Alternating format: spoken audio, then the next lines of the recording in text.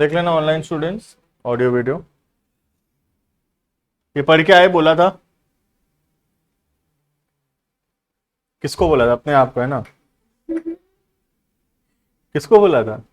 अपने आप को बोला था मैं पढ़ के आऊंगा। मैं भी ना पढ़े आया हूं लेकिन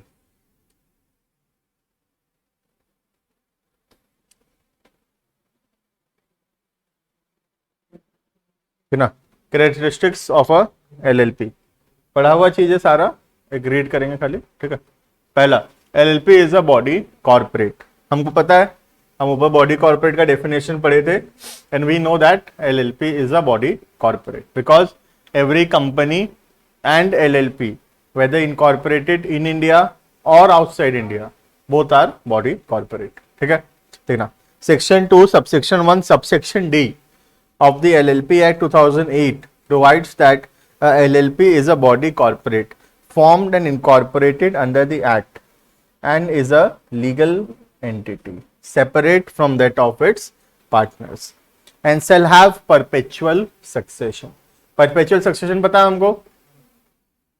It is created by law and can be owned up only by law, ठीक है। Partners may come may go, partners may change, but the LLP will continue, ठीक है।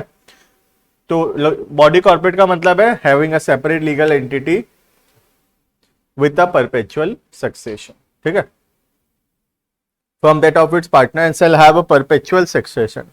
Therefore any change in the partners of LLP shall not affect the existence, rights or liabilities of the LLP. समझ में आ रहा है? आसान है, मतलब कोई भी चेंजेस क्यों ना हो जाए एलएलपी में, उसके राइट्स ड्यूटीज कुछ भी अफेक्ट नहीं होगा, ठीक है।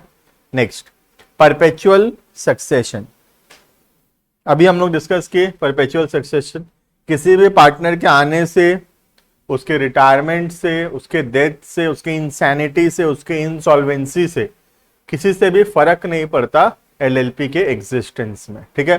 किसी कोई भी पार्टनर आपस में चेंज हो सकते हैं, पार्टनर्स में कम इन में go out, but the LLP will continue, ठीक है। जैसे इसमें था, कंपनी के केसेस में था, ठीक है।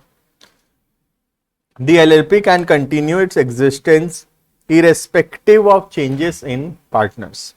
डेथ, इंसैनिटी, कोई भी वजह से हो सकता है चेंजेस, जैसे कि डेथ, इंसैनिटी मतलब पागलपन है ना, पागल होना, अनसाउंड होना, रिटायरमेंट और insolvency of partners has no impact on the existence of LLP.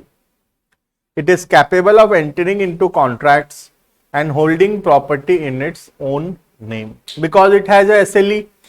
इसका सेपरेट लीगल एंटिटी है, तो ये अपने नाम से कॉन्ट्रैक्ट में एंटर कर सकता है, प्लस प्रॉपर्टी भी अपने नाम पर परचेज कर सकता है, ठीक है। जैसे एक सोल प्रोप्राइटरशिप अपने नाम पर परचेज कर सकता है, एक पार्टनरशिप फॉर्म लेकिन परचेज नहीं कर सकता, क्योंकि यह partnership form does not have a separate legal entity, but a partnership formed under the LLP Act has a separate legal entity and can hold property in its own name. Clear है? Next. Right. It is in the joint name of the partners, ठीक है। But किसी भी partner का वो personal property नहीं बन जाएगा, that property belongs to the firm but not in the firm's name because firm does not have a existence in the eyes of law, ठीक है। नेक्स्ट, सेपरेट लीगल एंटिटी पढ़ लिए तो क्या डिस्कस करेंगे। नेक्स्ट, म्यूचुअल एजेंसी, ये तो एक एसेंशियल एलिमेंट है पार्टनरशिप का, having a mutual agency, that is a partner is both a principal as well as an agent. दोनों है। प्रिंसिपल किस हिसाब से कि बाकी पार्टनर्स के एक्ट के लिए वो लायबल है, जैसे एक प्रिंसिपल लायबल होता है अपने एजेंट के एक्ट के लिए, और एजेंट कैसे है, क्योंकि बाकी प्रिंसिपल, बाकी लोग जो बोल रहे होंगे उसके लिए ये उसको फॉलो करना पड़ेगा, तो agent as well as principal, ठीक है। इसमें हाँ, इसमें फर्म के लिए लायबल होगा, फर्म लायबल होगा बेसिकली, फर्म का सेपरेट लीगल एंटिटी है ना। देखना, no partner is liable on account of an independent on or unauthorised actions of other partner. ये तो ऑब्वियस सा बात है, एनीथिंग वो भी उसमें भी है, anything which is under the ordinary course of business then the people are liable. कोई चीज अगर अनऑथराइज्ड है, जिसके लिए तुमको अलाउड ही नहीं है, फिर भी तुम वो काम करते हो, तो उसके लिए तो फिर तुम खुद ही सिर्फ जिम्मेदार होगे। ठीक है। Thus, individual partners shielded from joint liability created by another person's wrongful business decisions or misconduct. ठीक है। In other words, all partners will be the agent of the LLP alone. No partner can bind the other partners by his act. ठीक है। यहां पर क्या changes है दोनों में से पहचान पा रहे हो? नॉर्मल पार्टनरशिप में क्या था?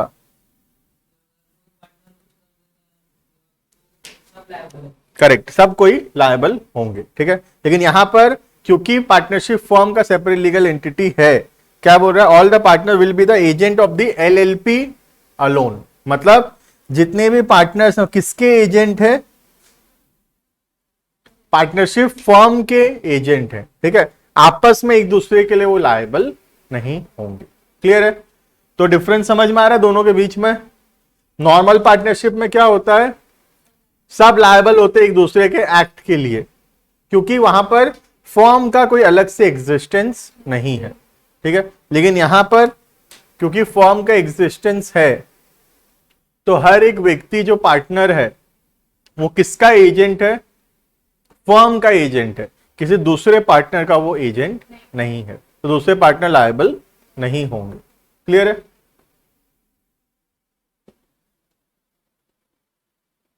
इसको मार्क कर लेना, थोड़ा सा अलग है ये।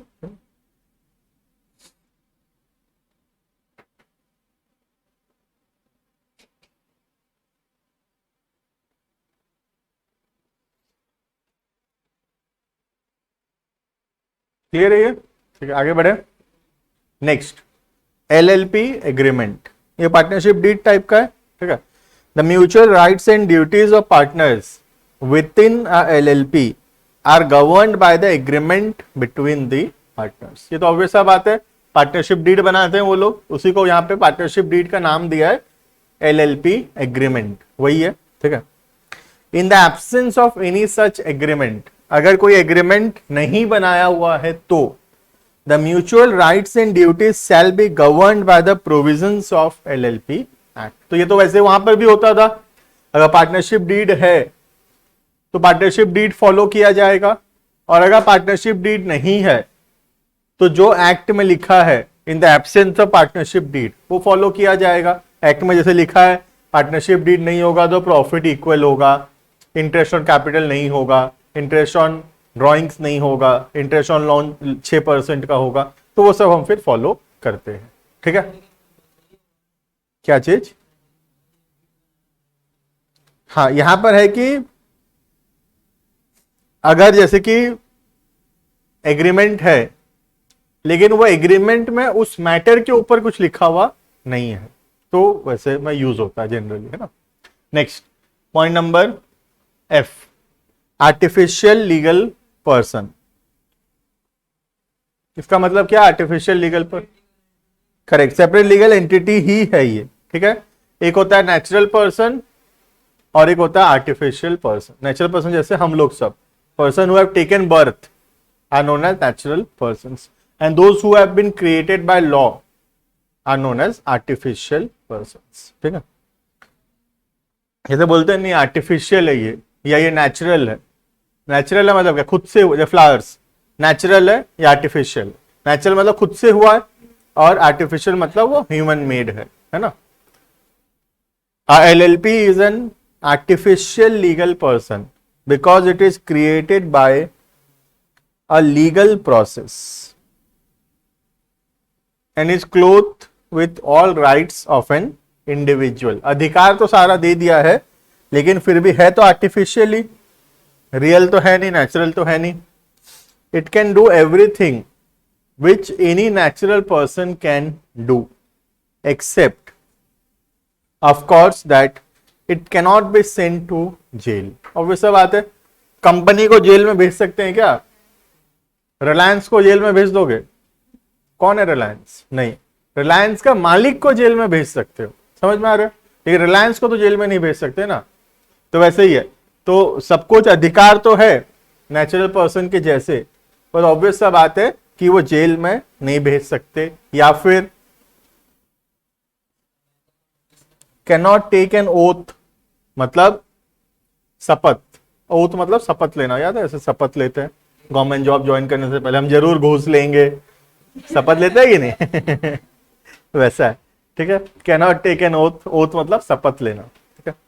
कैन नॉट मैरी, ऑब्वियस सा बात है, कैन नॉट मैरी और गेट डाइवोर्स, ये तो ऑब्वियस सा बात है, मैरी नहीं होगा तो डिवोर्स भी नहीं होगा, ठीक है।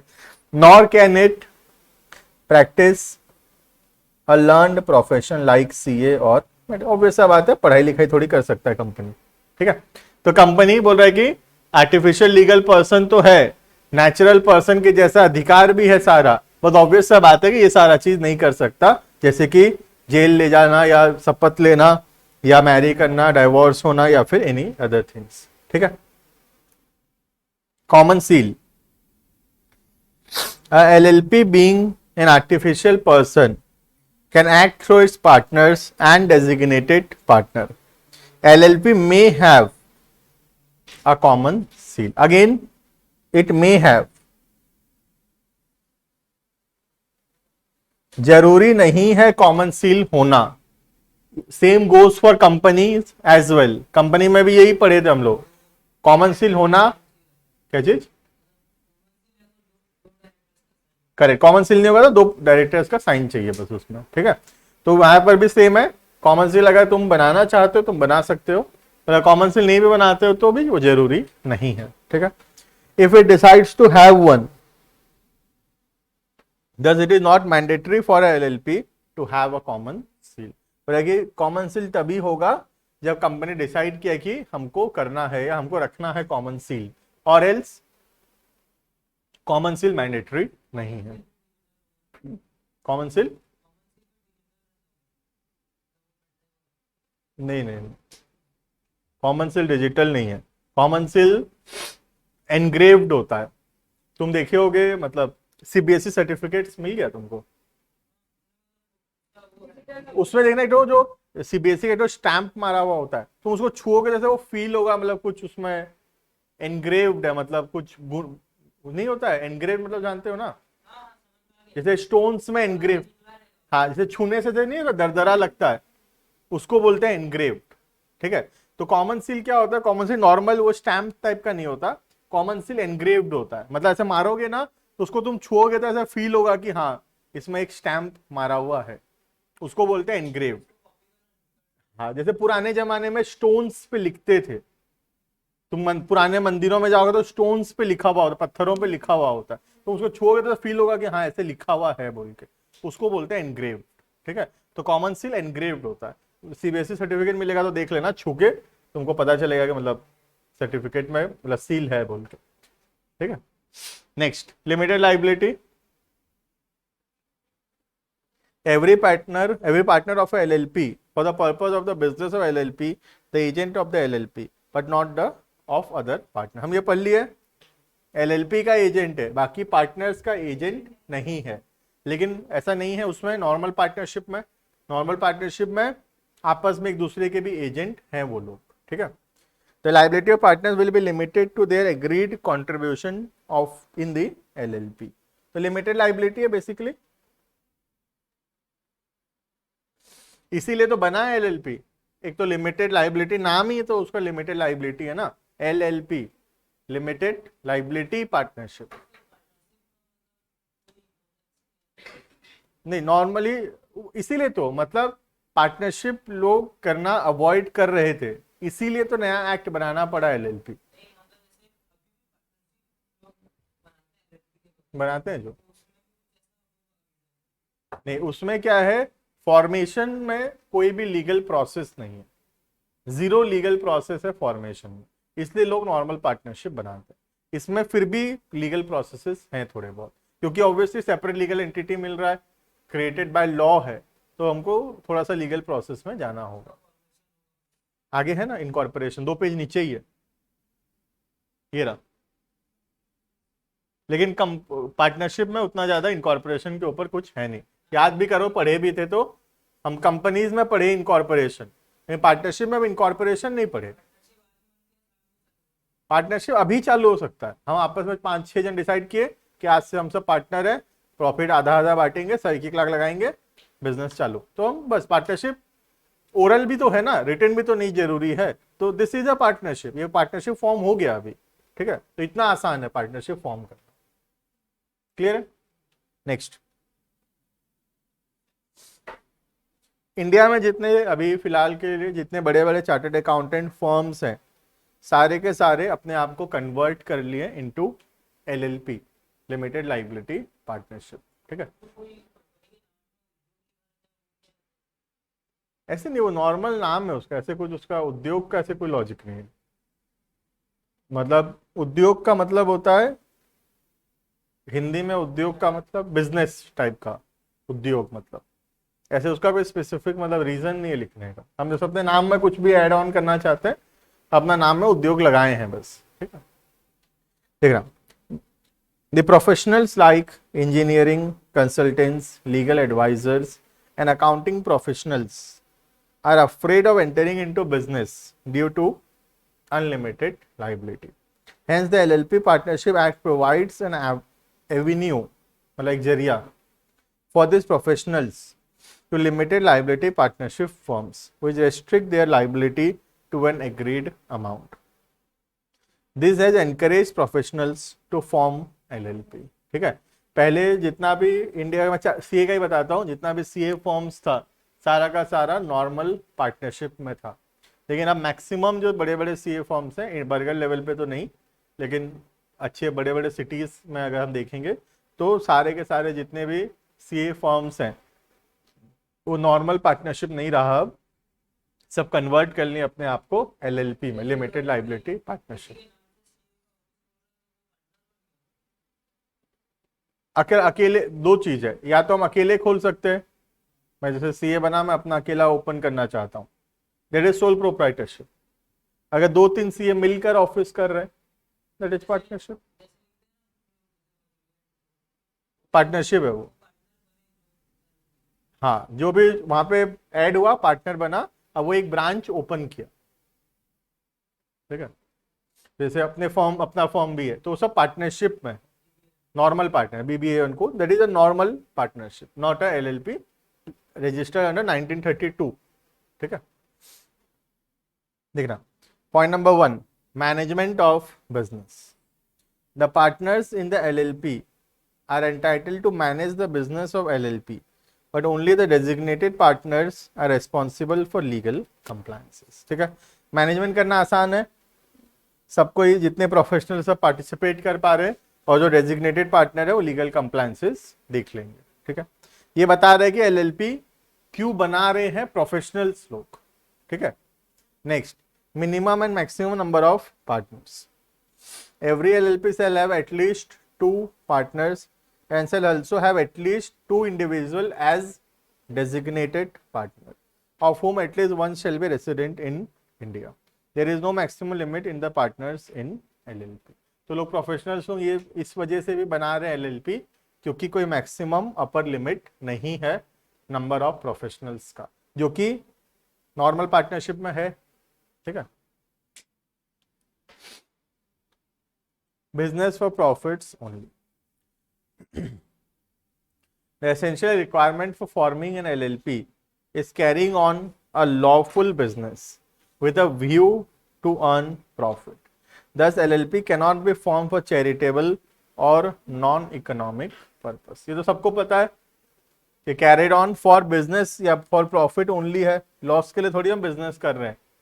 तो इसीलिए कोई भी चैरिटेबल काम के लिए हम एक एलएलपी फॉर्म नहीं कर सकते, ना ही पार्टनरशिप फॉर्म कर सकते हैं।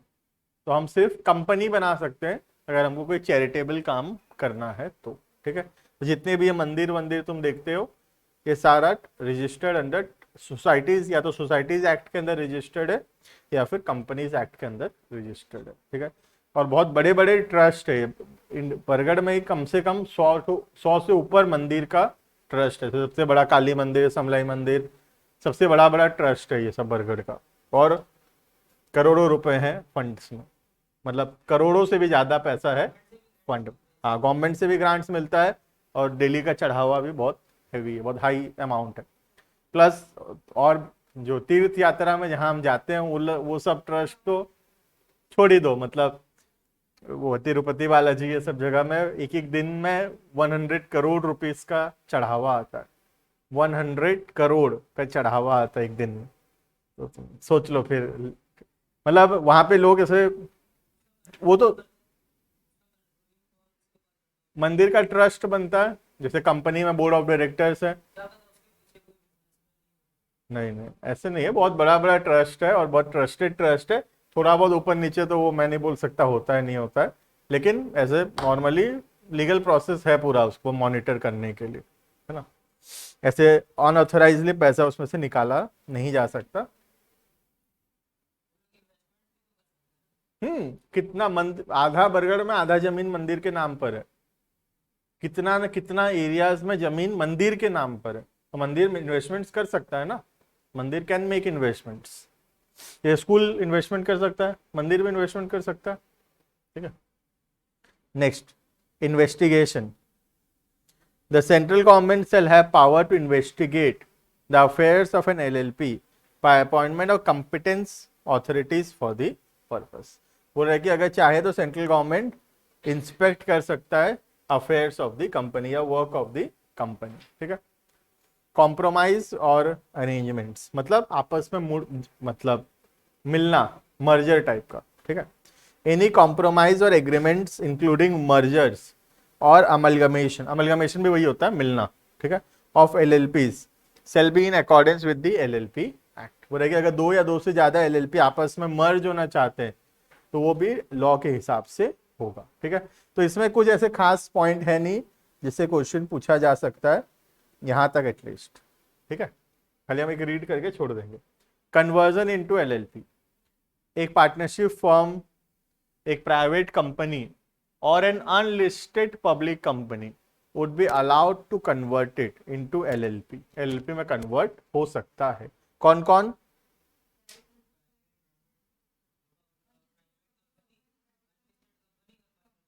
करेक्ट। तो कौन नहीं हो पा रहा है यहाँ पे? लिस्टेड पब्लिक कंपनी, है ना। हाँ करेक्ट, जो लिस्टेड मतलब क्या, स्टॉक एक्सचेंज में लिस्टेड, मतलब शेयर मार्केट में लिस्टेड। नहीं, public company are of two types, listed and unlisted. Listed public company का शेयर ट्रेड होता है, अनलिस्टेड पब्लिक कंपनी का शेयर स्टॉक एक्सचेंज में ट्रेड नहीं होता। नहीं नहीं ट्रेड नहीं होता, ठीक है। क्लियर है। Next, E filing of documents. Every form or application of document required to be filed or delivered under the Act and the rules made therein shall be filed in computer readable electronic form in the website of www.mca.gov.in। ठीक है, तो हमको ये सब learn नहीं करना है basically. हाँ, MC ministry of corporate affairs, ठीक है। फॉरेन LLP मतलब जो इंडिया से बाहर फॉर्म हुआ।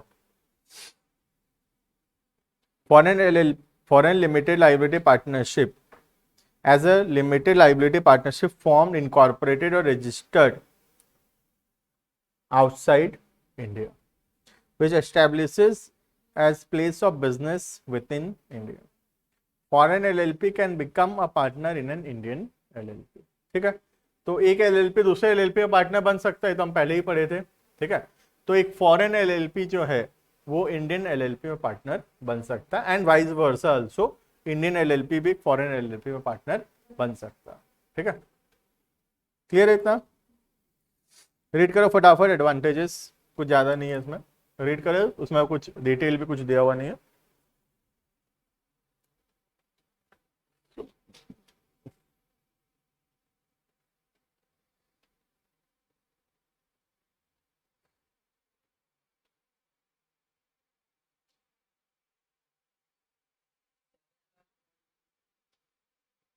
Flexible capital structure,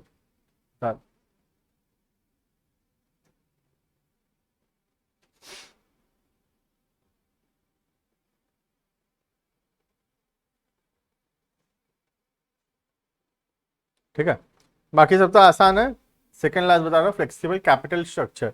capital structure मतलब पता है किसी को?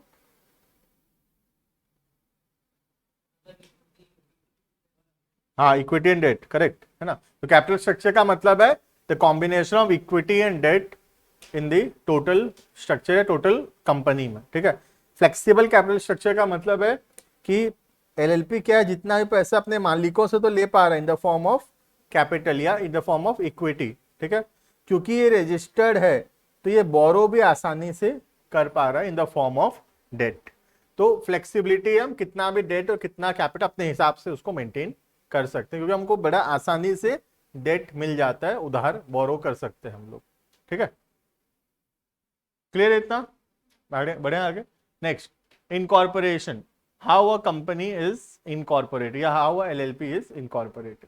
तुम यहां देखोगे कि बहुत सारा चीज तुमको इससे कॉमन मिलेगा कंपनी से, ठीक है, क्योंकि ये एक हाइब्रिड है।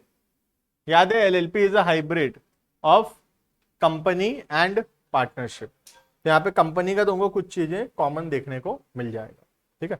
देखना, इनकॉर्पोरेशन ऑफ एलएलपी 2-2.5 पेज का है, ज्यादा नहीं है, ठीक है। देखना, the most important document needed for registration is the incorporation documents, ठीक है। Point number 1, for a LLP to be incorporated क्या क्या चाहिए हमको। सबसे पहला,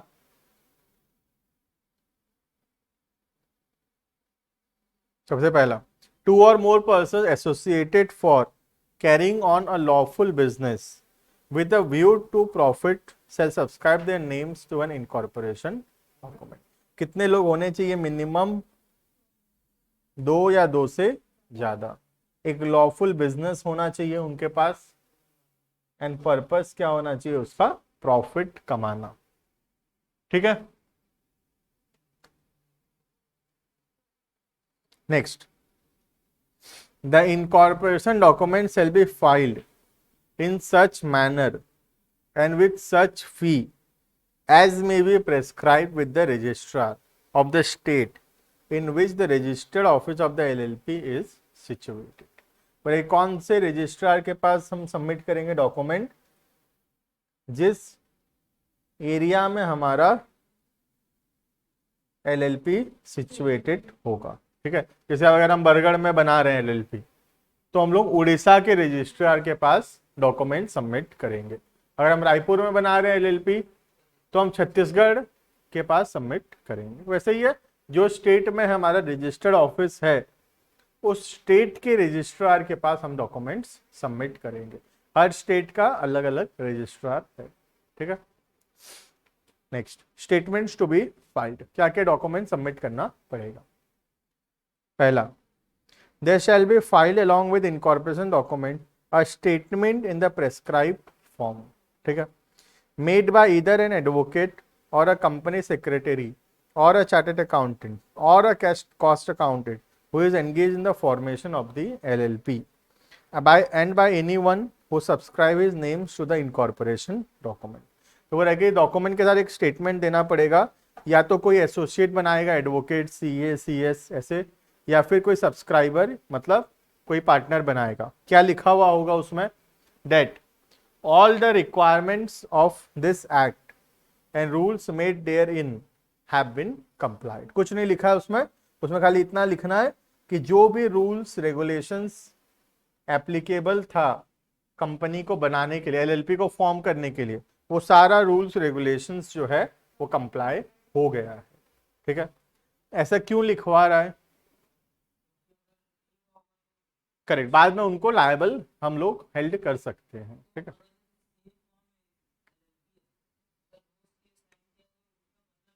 नहीं, वो सीए पहली बात तो साइन नहीं कर सकता।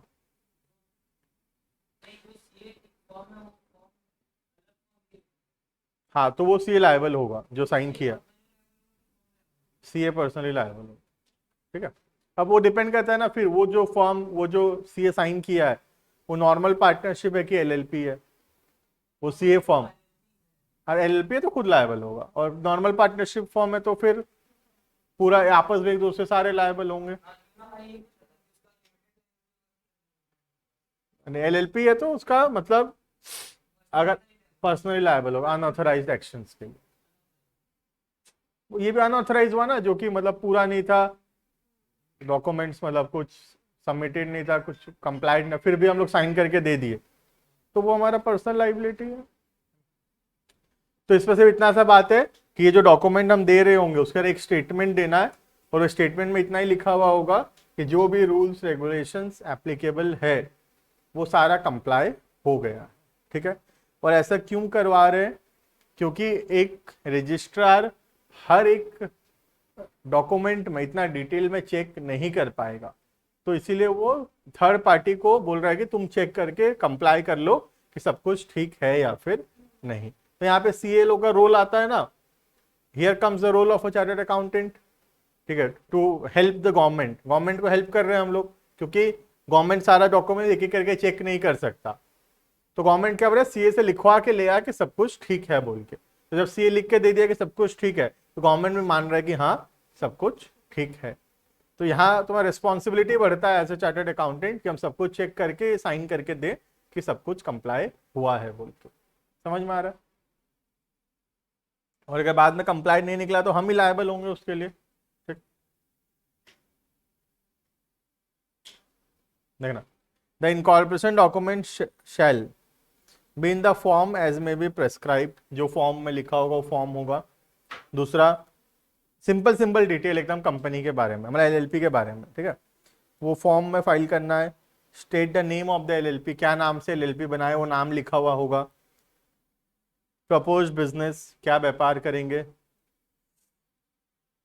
State and address of the registered office, कहाँ का एड्रेस देंगे। State the name and person of each of the person who are to be partners of the LLP on, इनको कौन कौन पार्टनर बनेगा और उसका नाम और एड्रेस के साथ डिटेल। डेजिग्नेटेड पार्टनर का नाम और डिटेल, ठीक है।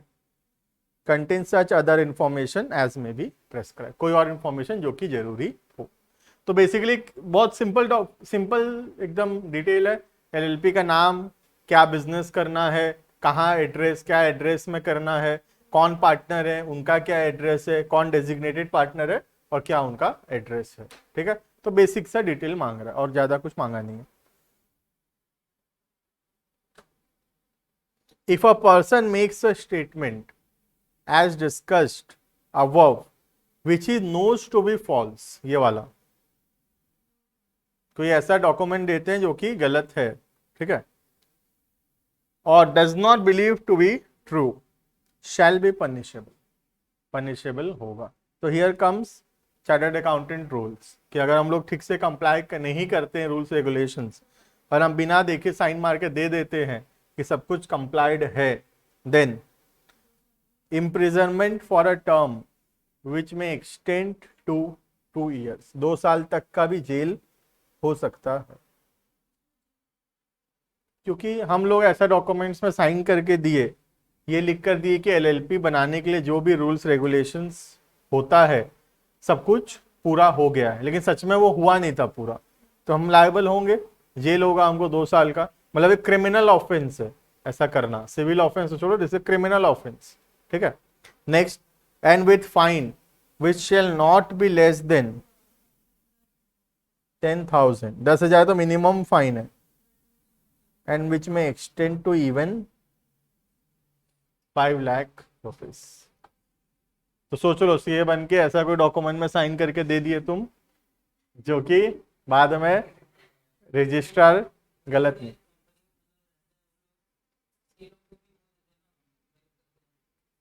से लोग को, हाँ मतलब वो, हाँ ब्राइब तो देखो हर बहुत सारा ऐसा मोमेंट आएगा लाइफ में जहाँ पे ब्राइब लेने का ऑप्शन होगा, वहां तुमको डिसाइड करना है कि तुमको लेना है या फिर नहीं।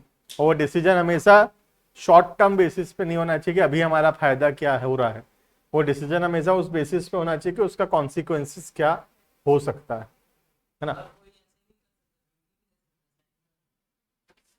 ऐसे जनरली ऐसा पॉसिबल नहीं है बस, लेकिन ब्राइब वाला पॉसिबिलिटी हाई है, ठीक है। नेक्स्ट, वो तुमको देखना है कितना ब्राइब मिल रहा है, और 2 साल तक का जेल उनसे चल जाएगा कि अपने को अपने घर वाले रह लेंगे, अपने को देखना है वो तो, है ना। अगर अपने को लगता है कि हाँ ठीक है,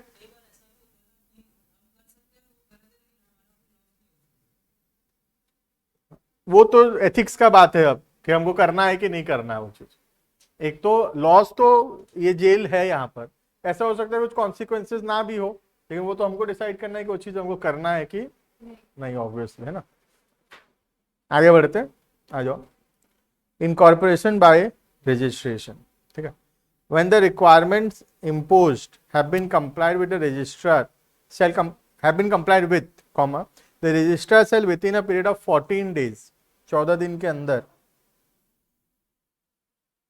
register the incorporation document and give a certificate that the LLP is incorporated by the name specified therein, ठीक है। तो जब तुम सारा डॉक्यूमेंट सबमिट कर दोगे और रजिस्ट्रार सेटिस्फाइड है कि सब डॉक्यूमेंट सही है, तो तुमको वो इनकॉर्पोरेट कर देगा with in a period of 14 days. The certificate issued shall be signed by the registrar and authenticated by his common seal, sign करके सील मार के देगा और क्या, ठीक है। The registrar the certificate shall be conclusive evidence that the LLP is incorporated by the name specified therein। तो बोला कि सर्टिफिकेट मिल गया, इसका मतलब ये है कि एलएलपी फॉर्म हो गया, it is a conclusive evidence, ठीक है। सर्टिफिकेट मिलना is a evidence that the LLP has been incorporated. नाम तो हमेशा कंपनी में भी एंड एलएलपी में भी नाम ऐसा होना चाहिए यूनिक भी हो और बहुत ज्यादा सिमिलर भी ना हो। यूनिक है लेकिन बहुत ज्यादा सिमिलर है या बहुत ज्यादा रिजेम्बलेंस से किसी नाम से, तो वो भी अप्रूव नहीं होगा। हाँ वो सब तो नहीं, जैसे मैं नाम रख दिया Reliance, the name will not be approve, ये नाम अप्रूव नहीं होगा क्योंकि ये बहुत ज्यादा रिजेंबल करता है एक एग्जिस्टिंग नाम के साथ, दैट इज रिलायंस, ठीक है। तो ये सेम तो नहीं है, यूनिक है, बट क्या चीज, तब भी वो नहीं होगा अप्रूव। किसी भी इंडियन या फॉरेन के साथ नाम रिजेंबलेंस नहीं होना चाहिए, ठीक है। प्लस आजकल, पहले ये प्रॉब्लम होता था, आजकल क्या होता है, जैसे हम जीमेल बनाते हैं या हम इंस्टाग्राम का अकाउंट बनाते हैं, टेकन दिखाता है कि नहीं वहां पे ऑलरेडी, या ऑलरेडी एग्जिस्ट दिखाता है। तो आजकल तो ऐसे होने लगा, तुम ये तो सब ऑनलाइन हो रखा है ना सब कुछ, तो तुम ऑनलाइन में नाम का ऑप्शन आएगा, तो नाम वहां फिलअप करोगे, दिखा देगा कि ऑलरेडी टेकन या too much resembles with this name, तुम बदल लो उसको पहले क्योंकि वो रिजेक्ट होने वाला है, ठीक है। लेकिन तुमको अलाउ है कि तुम सबमिट कर सकते हो वो नाम भी, लेकिन वो रिजेक्ट हो ही जाएगा, ठीक है। तो ये सब ऑटोमेटेड हो गया, मतलब सारे कंपनी का डेटाबेस एक जगह है, तुम नाम डालते ही दिखा देगा किसी से रिजेंबलेंस होगा तो, ठीक है। Next, registered office of LLP and change therein, क्योंकि एलएलपी का रजिस्टर्ड ऑफिस चेंज करना एक बहुत बड़ा इशू है, क्योंकि अगर सेम स्टेट में तो ठीक है, आरओसी चेंज नहीं होता है, रजिस्ट्रार चेंज नहीं होता है। अगर मैं बरगढ़ से संबलपुर लेके जा रहा हूँ तो कोई दिक्कत नहीं, उड़ीसा के अंदर ही है वो, तो उड़ीसा रजिस्ट्रार के अंदर ही आ रहा है। लेकिन मैं बरगढ़ से रायपुर लेके जा रहा हूँ ऑफिस, तो रजिस्ट्रार बदल रहा है, मतलब उड़ीसा से हट के हम छत्तीसगढ़ के अंदर आने वाले हैं, ठीक है। तो वही लिखा है यहाँ पे, देखना। Every LLP shall have a registered office to which all communications and notices may be addressed which they shall be receive. तो एक एड्रेस होना चाहिए जहाँ पे सब कुछ हो पाए, ठीक है। A document may be served on an LLP or a partner or designated partner thereof by sending it by post under a certificate of posting or by registered post or by any other manner as made prescribed at the registered office। पर किसी भी partner को अगर हम कोई document देना चाहते हैं तो अगर हम वो रजिस्टर्ड ऑफिस में भेज दिए हैं, इसका मतलब पार्टनर को मिल गया है, ठीक है। LLP may change the place of a registered office and file a notice of such changes with the registrar in such form and manner and subject to such conditions as may be prescribed। तो अभी बहुत detail में बताया नहीं है तुमको, ये आगे वैसे ये आधा ही है, बहुत डिटेल में बताया नहीं है कि एक रजिस्ट्रार से दूसरा रजिस्ट्रार में जाने के लिए क्या क्या डॉक्यूमेंट्स चाहिए, ठीक है। तो हम क्यों डिटेल में जाएंगे, हम खाली इतना जान लेंगे जो डॉक्यूमेंट चाहिए वो सबमिट करना है, ठीक है। इफ LLP कॉन्ट्रावेन्स, मतलब अगेंस्ट जाता है, any provisions of this section, the LLP and its partners shall have a punishable with a fine which shall not be less than 2000 but which may extend to 25,000। Fine learn करने का जरूरत नहीं है, हम learn कर नहीं पाएंगे क्योंकि फाइन सब गवर्नमेंट ने डिसाइड किया depending on the magnitude of offence, कितना बड़ा ऑफेंस है उसके हिसाब से। अगर बड़ा ऑफेंस है तो पनिशेबल ज्यादा है। गवर्नमेंट ने डिसाइड किया सारा, ये एक्ट जो बनाया है उसके हिसाब से, एक्ट भी तो गवर्नमेंट ही बनाया है ना। Name,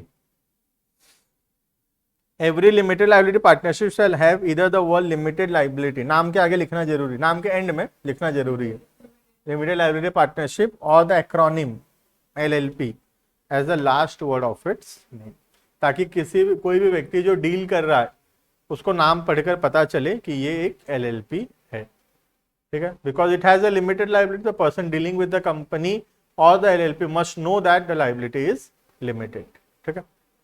no LLP shall be registered by a name which in the opinion of the central government is undesirable, नाम सही नहीं है, या फिर identically same या too nearly resembles, almost same, ठीक है, of that of any other partnership firm or LLP or body corporate or a registered trademark। किसी के साथ भी अगर मैच कर रहा है, किसी कंपनी का नाम, किसी LLP का नाम, किसी बॉडी कॉर्पोरेट का नाम, कोई दूसरा पार्टनरशिप फर्म का नाम, या कोई रजिस्टर्ड ट्रेडमार्क का नाम, जैसे Nike, Nike is a registered trademark, Nike is not the name of the company, company के प्रोडक्ट का नाम है नाइकी, ठीक है, नाइकी थोड़ी कंपनी का नाम है। जियो, जो रिलायंस है ना कंपनी का नाम, जियो इज अ प्रोडक्ट, ठीक है।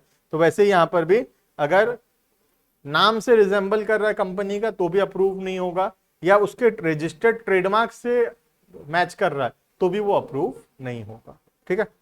क्लियर है name.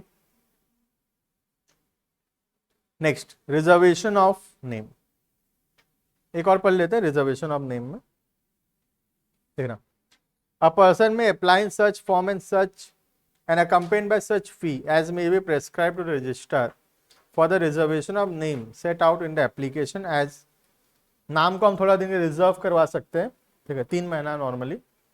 The name of a proposed LLP or the name for to which a LLP proposes to change its name, या तो हम जो नाम रखना चाहते हैं या फिर हमारा कोई नाम है हम बदल कर कुछ और करना चाहते हैं, ठीक है, तो हम थोड़ा दिन के लिए उसको अपने लिए रिजर्व करवा सकते हैं, ठीक है।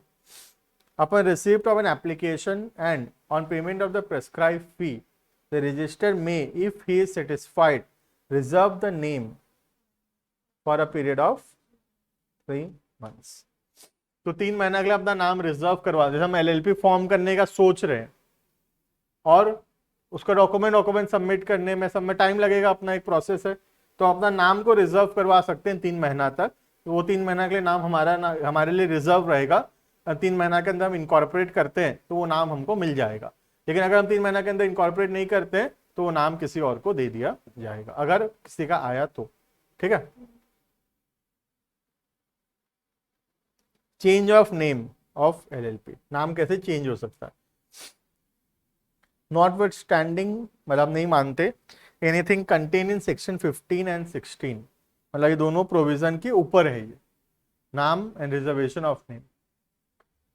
Whether central government satisfied that a LLP has been registered under a name which is a name referred to in subsection 2 of section 15, मतलब undesirable, मतलब सही नहीं है नाम, ये वाला section 15 subsection 2, ठीक है, सही नहीं है नाम। तो नाम रजिस्टर्ड है ऑलरेडी, लेकिन गवर्नमेंट का ओपिनियन में ये नाम सही नहीं है अब, ठीक है, या फिर is identical or too nearly resembles the name of any other LLP body incorporate other name as to be likely to be mistaken for it. The central government may direct such an LLP to change its name and LLP shall comply with the said direction within a period of 3 months. तो हम खुद change नहीं कर रहे, government हमसे जबरदस्ती change करवा रहा है। गवर्नमेंट को लग रहा है कि नाम सही नहीं है या बहुत ज्यादा रिजेंबल करता है एग्जिस्टिंग नाम के साथ, तो गवर्नमेंट ने हमको टाइम दिया 3 महीना का कि 3 महीना के अंदर तुम अपना नाम बदल लो, ठीक है। After the date of the direction of or such longer period as the central government में अलाउ, अगर ज्यादा समय देना चाहता है तो दे सकता है गवर्नमेंट, ठीक है। Any LLP which fails to comply with directions given under subsection 1, ये वाला, ठीक है, shall be punishable, fine wine लगेगा, फाइन लर्न नहीं करना है हमको, ठीक है। डेजिग्नेटेड पार्टनर, इसमें भी फाइन लगेगा, ठीक है, दोनों फाइन का प्रोविजन है, जो कि हम फाइन एक बार रीड कर लेंगे। एग्जैक्ट फाइन हम इम्पॉसिबल है कि हम सारा 5 तो एक्ट का सारा फाइन लर्न करके एग्जाम में लिख दें, दिस इज इम्पॉसिबल। ठीक है, नेक्स्ट इतना पढ़ेंगे, बाकी नेक्स्ट क्लास। ये रीड करके आना, ये किसका होमवर्क है? तुम्हारा, हाँ, ये मेरा होमवर्क नहीं है। ठीक है, ये रीड करके आना स्टेप्स। नेक्स्ट क्लास हम लोग स्टार्ट करेंगे पार्टनरशिप एंड देयर रिलेशनशिप्स, ये रिलेशंस। ठीक है, ऑनलाइन वाले इतना पढ़ेंगे आज।